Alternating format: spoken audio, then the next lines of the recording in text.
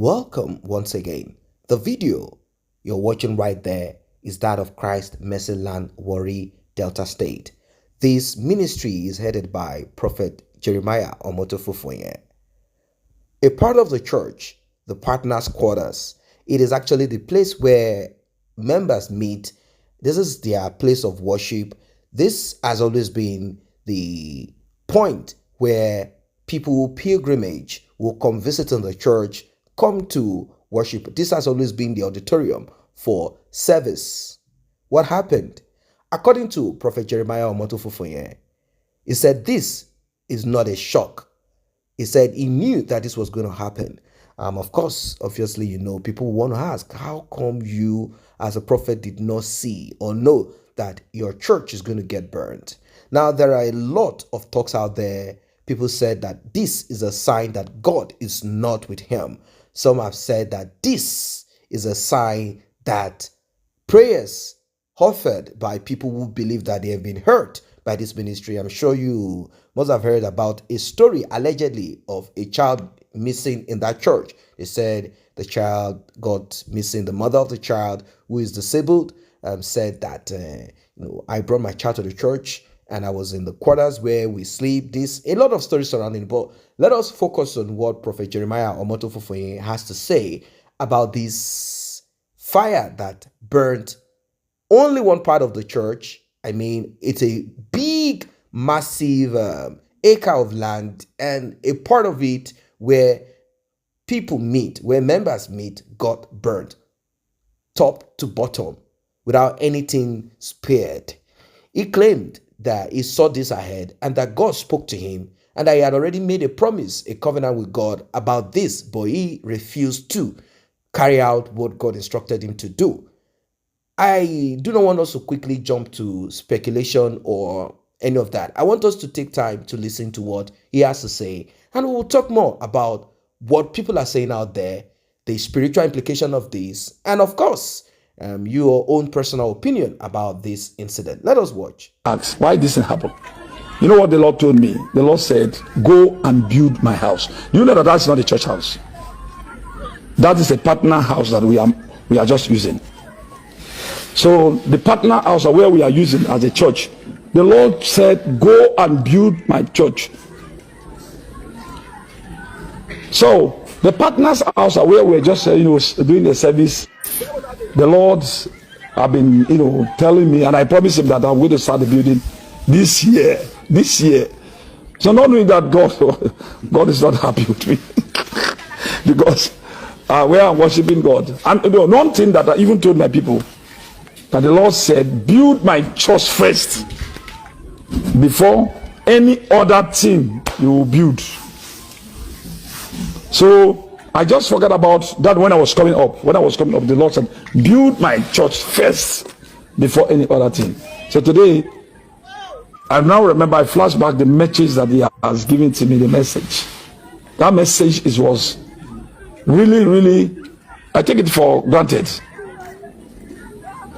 He said, build my church first before you go and do any other thing. Go and build my house. Go and build my church first before doing any other thing. Well, this incident happened on the 21st of March at the early hours. And according to the prophet, he said, this did not come as a shock to me because I already knew that something was about to happen. My thought and plan was to begin this project sometimes June this year. But God has a different plan and he does his things differently. Now, let us now go to speculation and what people are saying out there. Although we will still be listening to what Prophet Jeremiah said.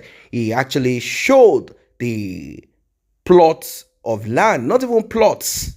I mean, well, let us still call plots of land. I mean, a very huge expanse of land where he will be building the new auditorium.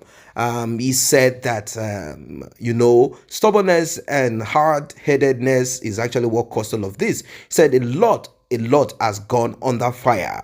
He talked about the church equipment. I mean, the mixers, he even said some of those mixers cost 50 million. Of course, if you look at the air conditioning and many of those things, they cost a lot of money.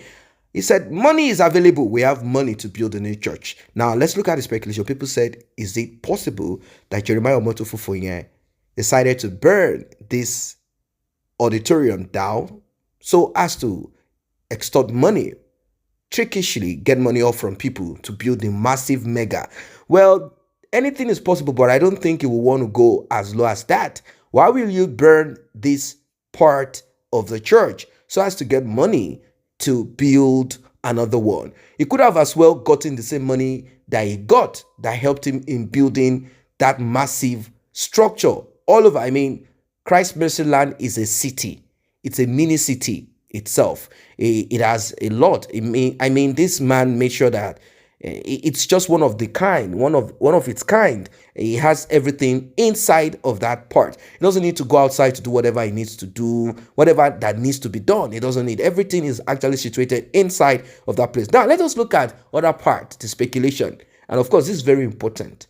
How come a church as big as this, and this is also for other establishment and whatever it is out there, even you in your own personal house, why is it that people do not have fire extinguisher?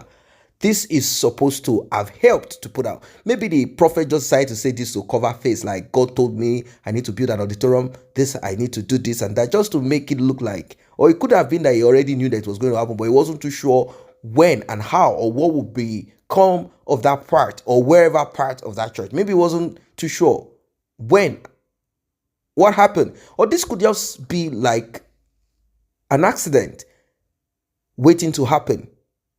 No firefighting equipment in the church. That's what I'm trying to emphasize on.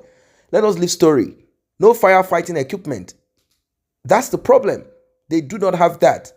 And also CCTV cameras are supposed to be installed anywhere you have massive gathering of people. Even houses, personal, private properties have all of these equipment. They are supposed firefighting equipment and also CCTV camera installed, security installed, fire alarms installed. This is supposed to be in that church. You know, when you speak about this, they will tell you and quote Bible verses, trying to misinterpret it, saying God is the one that watches over a city, that the watchmen are just there for nothing. So simply put, go and sleep, do nothing, because God will do everything for you. Is it possible that God will do everything for you? People misinterpret the scriptures. If that equipment had been there, it would have automatically initiated itself, and maybe we will not have all of this, God told me, God told me. But then some say, well, if God told him, then that is what it is. Nothing would have stopped that fire from setting ablaze that church. Well, let us watch and listen to Omotofufonye's talk about this, and of course, and the new auditorium that he said will be the next part where people will be, I do not know where people will actually come for service now. Maybe they will open up somewhere else for the service as that, with this burnt down already, because he said it's going to be like till December, you will get that place done. Let's listen. You can see all this is Messy City. You can see Messy City. All this Messy City. Messy City. You can see Messy City. All right. All this is Messy City. Okay. You can see all this Messy City. Hold on. Messy City. Okay. Okay.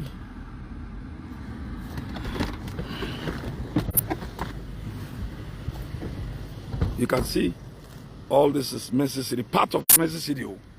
All this part of Messy City. You can see part of Messy City. All this is Messy City. You can see beautiful houses everywhere. You can see all this Messy City. You can see. If I want to walk around Messy City and check these houses, these buildings, it will be a lot of days, a couple of days. So all this Messy City, all this Messy City, you can see Messy City. Now we are going to the place where I want to show you. You can see ongoing projects Yes, ongoing project. Ongoing projects are also there. Look at it. Building these houses. Look at that one I'm building there. Look at another one that I'm building there, over there.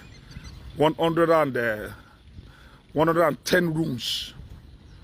110 rooms there. You can see 110 rooms. So now look at that one that I'm building now. 110 rooms.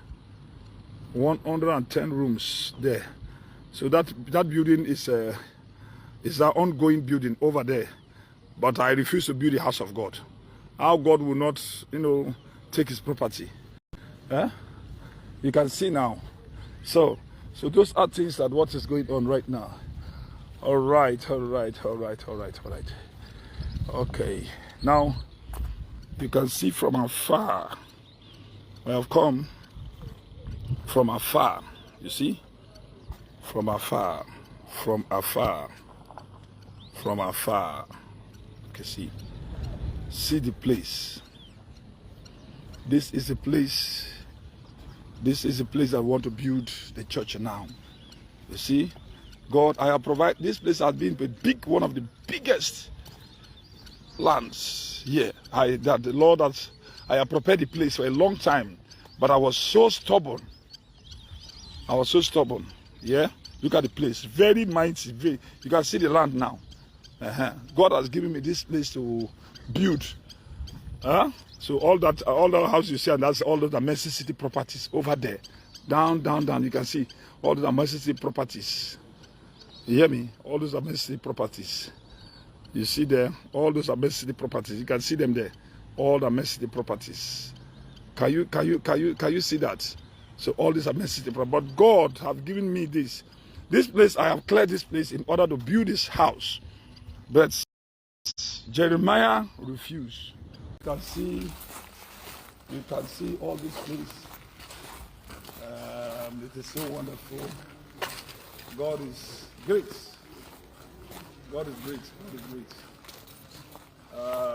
The surprising thing that also happened on my office. My office was not born.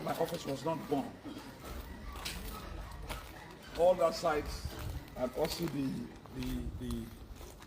the office up there, you can see that is that side. The other side is the office, and nothing touched that side.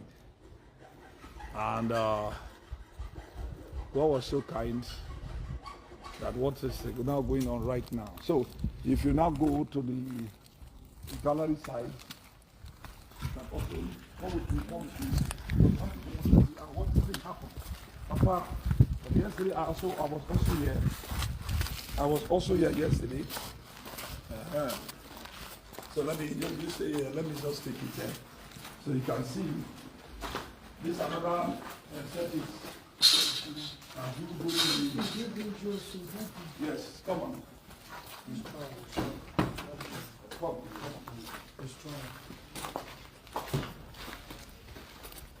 Come on. So all this. No more people should go over there. So you can see from that end. You can see from that end.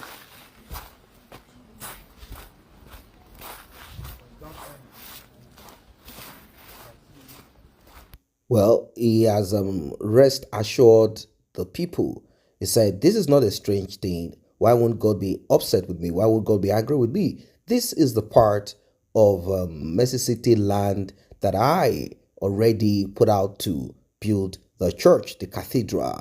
He said the former place that got burned would house 15,000 people at a go, apart from the overflow, A, B, C, D, connected to the church. But this one is going to probably take on, occupy, people will be able to occupy this at a go without having any reason to have overflow, unless something else, a massive outflow, something like that, unless people come, en masse, unless the church auditorium gets filled up, the cathedral. He said this should be able to occupy people, and that this is a very huge, massive line. You heard what he said? It is a massive, that they are going to build something very big here, that the plan and everything is already in place for them to do this. Yeah, that's what he's saying. Well, as it stands, as it is right now, there is nothing anybody wants to say much more about this one.